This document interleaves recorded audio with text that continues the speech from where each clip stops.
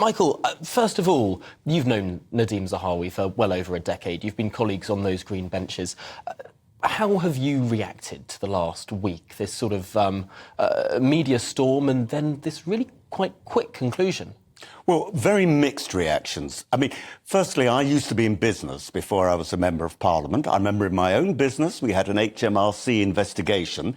Actually, it turned out that they owed us money, but it took them a week of several accountants being in our offices to work that out. And, you know, paying a penalty is not that unusual when you're in dispute with HMRC. And YouGov, as you know, is a very big corporation with offices in the United Kingdom, America, and other countries. So I was sympathetic. But, you know, it was becoming a distraction. And while a distraction, a political distraction, has got nothing to do with justice, I think that the Prime Minister, and I very rarely agree, actually, with our front bench on most things, but on this thing, I think Helen Whately and the Prime Minister was right. He was right to wait until an inquiry had gone in, and you outlined extremely well where the difficulties were. Yes, Nadhim Zahawi did tell the civil servants that there was a dispute going on, but it should have been in writing. You have to do things properly. But I can tell you, as a former minister, that the ministerial code is quite complicated, so people do make mistakes. But I think Rishi was absolutely right to wait, and I think was absolutely right to make the decision that he did. It is interesting to read the Sir Laurie Magnus report, which doesn't really criticise Nadhim Zahawi for the fact that he was investigated by HMRC, for the fact that he paid a penalty. It criticises him on multiple occasions for not disclosing it when it happened. Now, as you say, you have been investigated, or your business was. You came out smelling of roses, but to what extent should Nadhim Zahawi have just been open and honest throughout this process? Might he still be the chairman of the Conservative Party if he had been? Yes, absolutely right. And, you know, I remember when I first became an MP, all those years ago, someone said to me, a very old grand character, and he said, you know, you can murder your wife, Michael, not that I'm married, but you could murder your wife, Michael, as long as you're open with the House of Commons and declare it. And if necessary, apologise to the whole House.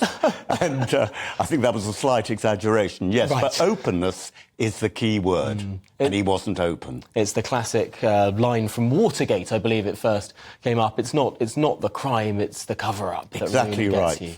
Yeah. So wider context now. Obviously, the Conservative Party is still 20 points behind in the polls, in some polls closer to 30 points behind.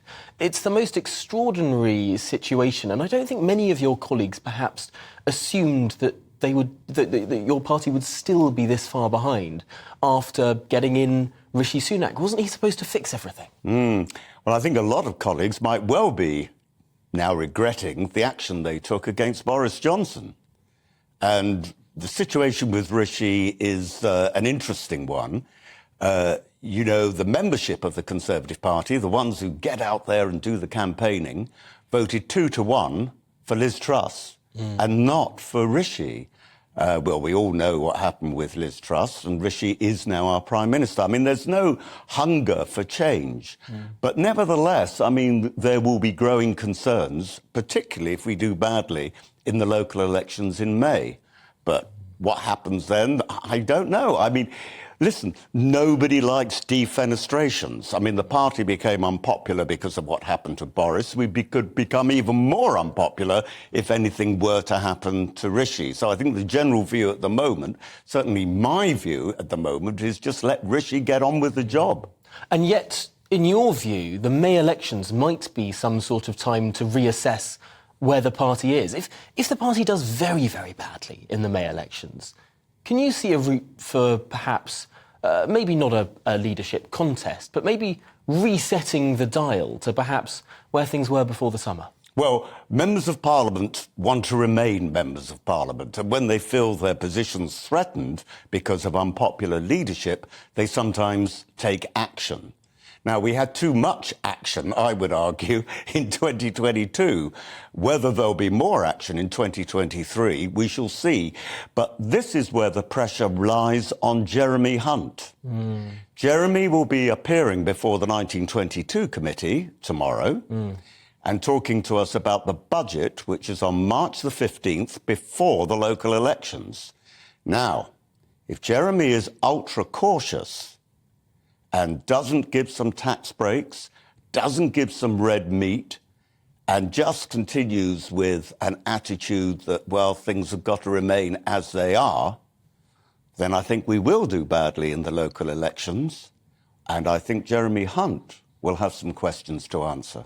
That's a really stark assessment. Jeremy Hunt appearing before you all tomorrow in private, behind closed doors.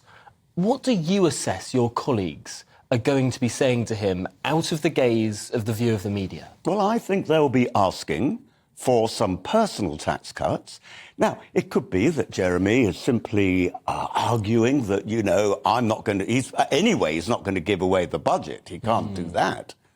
But he's been sort of laying the groundwork that there aren't going to be changes. What was it he said over the weekend? The biggest tax cut will be my lowering inflation.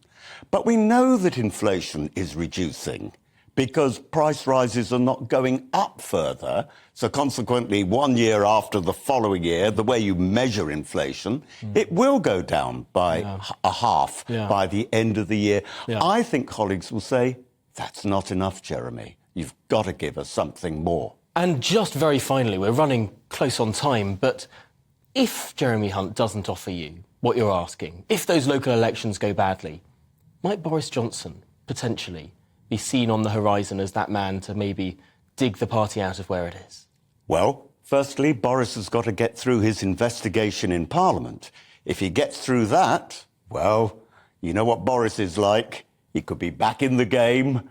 Anything could happen. Back in the game. Well, Michael Fabricant, thank you so much for joining us this morning on The Briefing. Always a pleasure to have you here and to go through those really seismic issues.